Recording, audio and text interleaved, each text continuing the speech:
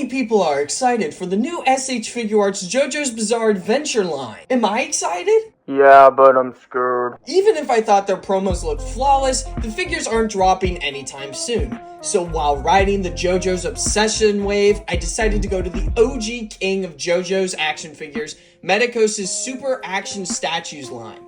Medicos has been making JoJo figures since 2009, which predates the modern anime. And probably half my audience. So many of these figures have some dated and questionable design choices. But are they still worth picking up more than 15 years later? Look no further, as I'll speedrun some of their first figures from one of the most popular JoJo arcs. He's just locking himself away from us to figure out if his psychic ghost friend is an evil, crazed, murdering lunatic.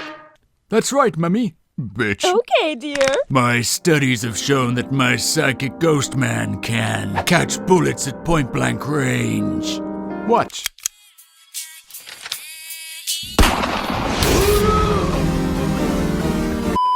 Who better to start off with than the poster boy for JoJo's himself, Jotaro Kujo. Now, I've spoken about this figure before. Thanks, by the way. And I would like to go more in depth to compare with the SH Figuarts version, but that figure's not out yet, so I'm gonna make this extra quick. Appearance-wise, this figure's great. All of the SAS figures have amazing attention to detail and are painted with thought and care, for the most part. The only paint issues that I've had with this figure is firstly, the pale face, which is a common QC issue with the most recent reissue of this figure. You see, this isn't the original SAS Jotaro. It's the 1.5 SAS Jotaro. But they made this version specifically to fix some of the issues the very first one had. However, when fixing some of their problems, new ones came up. Besides his Michael Jackson hee-hee-ah head, this figure also has a couple paint chips across parts of his thighs, which is really annoying to see this black paint get scuffed up with time. Some Mayfix figures I own have this same issue. I have no idea if it's the type of paint that causes this or what, but it's super sad. The articulation on this guy is also questionable, as his arms cannot move past 90 degrees inward, and his legs are also quite difficult to manage. I don't fully know how to explain it, but in short, to get him to kick up, you have to do this weird puzzle piece formation in order to get the good range. However, where Jotaro fails, Star Platinum shines. Now, some of you may be wondering why my Star Platinum figure is green, and the reason is, as mentioned before, this figure line predates the current anime. When Araki wanted Star Platinum to be green instead of purple, the anime used purple for some reason, so this figure isn't super well received by many JoJo's collectors. Green figures are also cheaper than purple, so that's another reason why I bought it. Got all that? Good.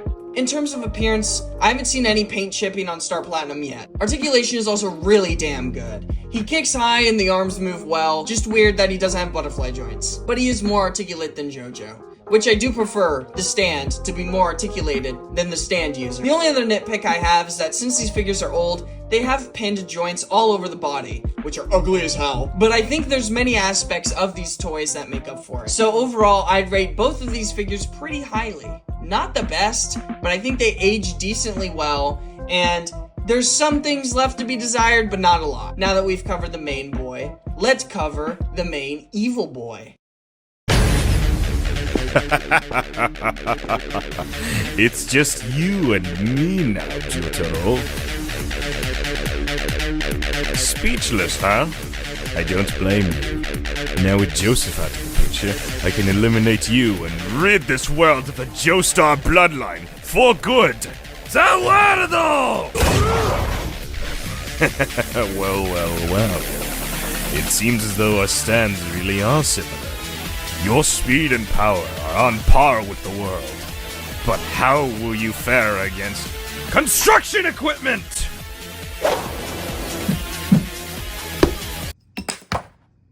But before we get to Dio, I have to take a quick intermission. I can already smell the comments telling me that my scenery is plain and boring, so we got some good content to decorate the walls with. Now then, let's talk about Dio.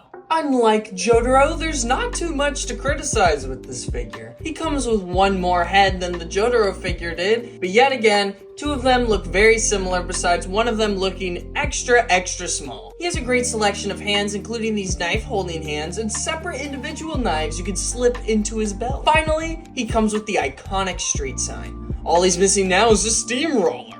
In terms of articulation, he has these shoulder pieces that allow him to get pretty solid range all around. And the legs articulate much, much better. In the paint, man, he looks freaking gorgeous. Do be careful though. I just gave Dio a dimple because he fell over on my table, and this actually happened on 2 head sculpts, so you gotta be gentle with these guys. The figures are stellar, but they're much more fragile than any other pieces of plastic I've covered on this channel so far. The only aspect I don't think will age very well is scaling. In fact, most of these guys are right at 6 inches, which isn't exactly 1/12 scale, because I'm pretty sure these guys are at least 6'4" in the manga and anime. Scaling isn't too important to me though, as I still adore this guy. But enough talk about Dio over here.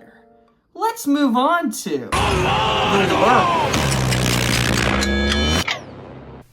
Hi, I'm Doggo, and I'm here for some reason. Most of the Part 3 Super Action statues haven't really held the test of time, and it's entirely because they're from 2009 and 10. But for some reason, the world remains an outlier. This figure feels like something more akin today than something 10 years ago. No crappy Y joints here, this guy gets full-on ball joints. That's not to say it's entirely perfect. The chest uses a ball joint and ab crunch scenario, similar to a Marvel Legends, and it works, but I just prefer double ball jointed. Now, the paint is usually good on this figure, except for my copy. If you do buy a world, I highly recommend getting an older release, either the 2011 or 2013 one. You'll know because the box will have a Harley Quinn pattern. I have the 2020 version and it is riddled with problems. The neck joint's entirely stuck, the heads won't pop on, and the eyes on the heads are completely fucked up. Also this. An older release wouldn't have these issues, but because mine was a way newer copy, I got fucked. Also, the accessories aren't that great. You only get an array of hands, screaming heads, his tanks, and a stand. Nothing too unique or really important to the stand. However, if you were stupid enough to get the Dio Black, you would get these extra punching effects that are perfect for the figure. But unfortunately, they're locked behind a crappy figure, so you're stuck with what the figure got. He looks good next to the Dios, even the ones that don't make sense. And you can get them in a couple different colorways. You got the second and stand, that being my personal favorite. Or you could pay a ridiculous amount for the clear world, as I like to call him Piss World. As for me, I'll just stick to the original. So if I had to recommend at least one Part 3 figure for some reason, the world ain't so bad. I'm going to bed. Okay, bye. Whoa. God, what? Huh? Oh. Thank you, Doggo. Overall, I'd say the world is on par with Star Platinum, while Dio is damn near perfect. Now that we've covered the main hero and villain of Part 3, let's take a look at my favorite JoJo's character in action figure form.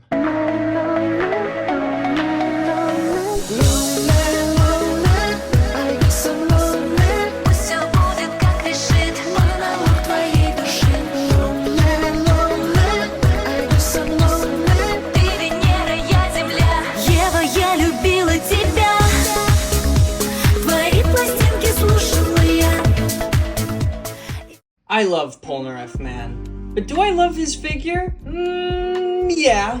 But it's not without his quirks. Firstly, his head is way too small. I know the other figures have had this issue, but I think Polnareff has it the worst. The face sculpts do look pretty good though. They're a tad on the softer side. He does have a lot of cool hand gestures, but they're all for his right hand. Not really a complaint though. I just think if he came included with a smiling head, this figure would be perfect with accessories. Articulation is a mixed bag.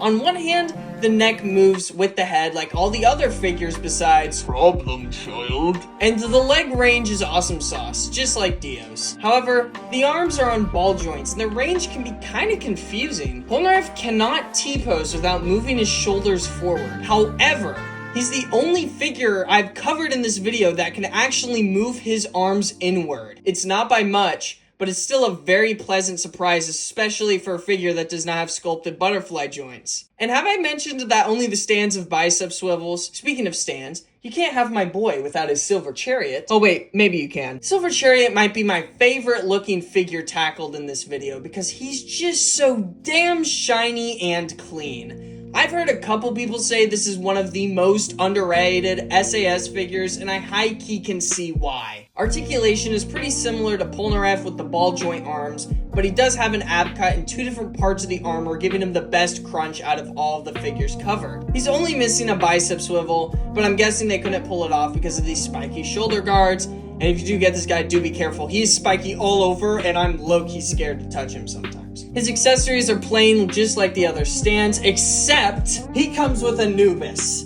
And this is probably the coolest accessory I've seen that comes with a figure because it has so much potential, and I wish more of the Medicos figures had stuff like this for the stands especially, because many of the stand figures don't get stuff. But here you get Anubis, and I think that's radical. I do know it's because Silver Chariot dual-wielded Anubis at one point, so it seems like Medicos only likes giving accessories to stands that have a direct correlation to them, but I kind of just wish the stands had more stuff, man. So despite some weird design choices for Polnareff, I'd say I'm really happy with him and his stand, and they did do my favorite JoJo's character justice. Now that we're at the end, it's time to answer the age-old question. Should you still pick these guys up, even though the Figuarts are soon to be on the way? Yes, for the most part. I can't really say the Jotaro figure is worth it or not until I can compare it to the SHF. But for the others, I'd say hell to the yes, buy them. These figures have withstood the test of time moderately well, despite a few things that they have here and there. The articulation can be questionable. You're not gonna get any bending down to the D like Revoltex do. But the aesthetic is well emulated. And what is JoJo's, if not aesthetic? That's rhetorical, don't answer that. My favorite is definitely Dio, but Silver Chariot is a close second. And do keep in mind that these were some of the very first figures to be released by Medicos. I believe they started strong with Part 3. So the figures for Part 4 and 5 that were released years later are definitely on par or even better than these figures that I've shown you today. If you're questioning whether Tamashi will make an SHF Star Platinum or Dio in the future, and that's a reason you don't want to buy these guys, that's understandable. And I really have no way of knowing if Star Platinum and Dio will get SHFs. I don't personally think, but I have been wrong before, such as with the My Hero line. But if you do want to pick these guys up, I got them from Plaza Japan, and pretty much every import site has them. I was gonna go with Ami Ami, but they sold out of Silver Chariot, so sometimes supply of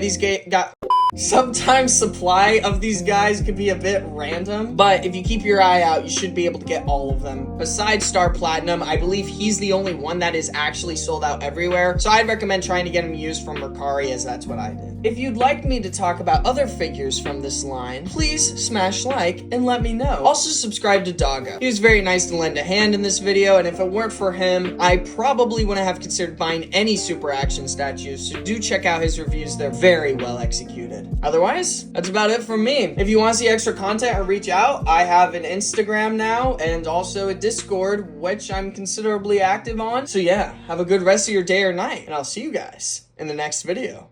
Bye-bye! Yeah? Yeah. Come here, Jotaro. Closer. Oh my God.